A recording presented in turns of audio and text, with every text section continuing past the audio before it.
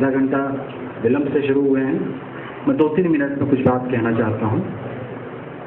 कभी कभी मैं सोच में पड़ जाता हूँ, उस सोच को आपसे साझा कर रहा हूँ कि क्या हम साहित्य को प्रकाशित करते हैं या साहित्य हमको प्रकाशित करता है। बहुत सोचने वाली बात है, क्योंकि जब कभी हम सोचते हैं हम साहित्य को प्रकाशित कर रहे हैं तो मुझे लगता है कि साहित्य हमको प्रकाशित कर रहा है। पुस्तक का विमोचन होता है तो विमोचित कौन होता है? पुस्तक होती है कि व्यक्ति होता पढ़ने वाला होता है, संभवतः पढ़ने वाला विमोचित होता है। इसी नोट पर एक बात कहना चाहता हूँ, इस जो भवन है इसमें पहली बार यह सौभाग्य हुआ है राजेश साहब कि मैं अतिथि बनकर आया हूँ। यहाँ सिर्फ मैंने मेजबानी की है। सन 1993 से लेकर 2003 तक दर्जनों कार्यक्रम हुए हैं जिसमें हम लोग मेजबान रहे, और मुझे खुशी है कि आज के इस मौके पर भाई विश्व बंधु ने डॉक्टर रक्षित के सौजन्य से यह कार्यक्रम की रचना की और मुझे एक अतिथि के रूप में बुलाया। मैं इसके लिए बहुत आभारी हूँ। इस पुस्तक के विषय में कम ही जानकारी मुझे है और मैं भी बहुत जिज्ञासु हूँ और पढ़ना चाहता हूँ। केवल हिंदी दिवस के कारण 1-2 बातें कहना चाहता हूँ, आपसे साझा करूँ। कई बार एक प्रश्न उठता है, लोग चर्चा करते हैं मुझसे कि हिंदी कब ताकतवर बनेगी।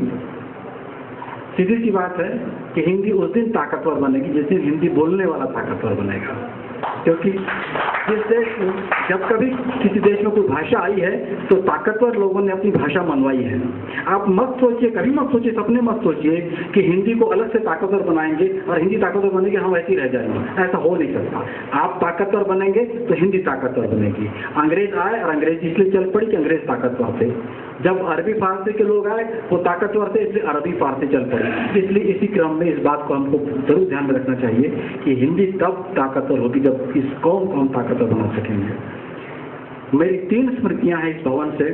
मैं संभवतः जगते हुए जानते होंगे, इस भवन के बाहर लिखा हुआ है, इसका उस समय उद्घाटन किया था तत्कालीन CPN बरार के प्रधानमंत्री, उस समय प्रधानमंत्री कहा जाता था मुख्यमंत्री को, तो रविशंकर शुक्ल जी आए थे। और जगते भैया जानते हैं कि ये वही समय है जिस समय कल्याण आश्रम की कल्पना को साकार करने के लिए एक अवसर बना था। तो मेरी यादें वहाँ से जुड़ी हैं। दूसरी ये कि 10 वर्षों तक 1993 से 2003 तक यहाँ पर त्रिविधा संचालित होती रही और संभवतः हर कोई इसको त्रिविधा भवन के नाम से ही जानता था। आज के अवसर पर क्योंकि हिंदी दिवस है इसलिए मैं चाहता हूँ कि मैं 1-2 पंक्तियाँ आपसे कहूँ, अगर आपकी इजाज़त हो तो। हालांकि तरन्नुम में है, अब तुम्हारे पक्ष में ही, विश्व बंधु आपके लिए है जितेंद्र भाई, अब तुम्हारे पक्ष में ही ये सजा हो जाएगी, अब तुम्हारे पक्ष में ही ये सजा हो जाएगी, ये खामोशी सर उठाकर एक सदा हो जाएगी, अब तुम्हारे पक्ष में ही ये सजा हो जाएगी, ये खामोशी सर उठाकर एक सदा हो जाएगी। शेर है प्रबल जी। अपनेपन की एक नजर, अपनेपन की एक नजर तू जरा जो डाल दे, अपनेपन की एक नजर तू जरा जो डाल दे, एक हंसी जो दब गई है कह कहाँ हो जाएगी, अब तुम्हारे पक्ष में। एक चेतावनी है मेरी इस गजल में, उस चेतावनी के साथ मैं अपनी बात कंक्लूड करूंगा। भूल कर भी वक्त को जो भूलने की भूल की, भूल कर भी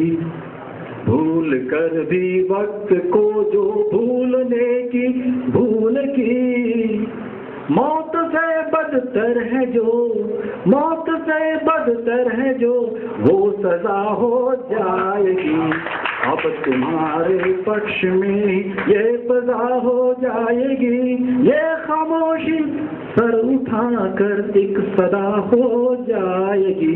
धन्यवाद। भूल कर भी वक्त को जो भूलने की भूल की, भूल कर भी वक्त को जो भूल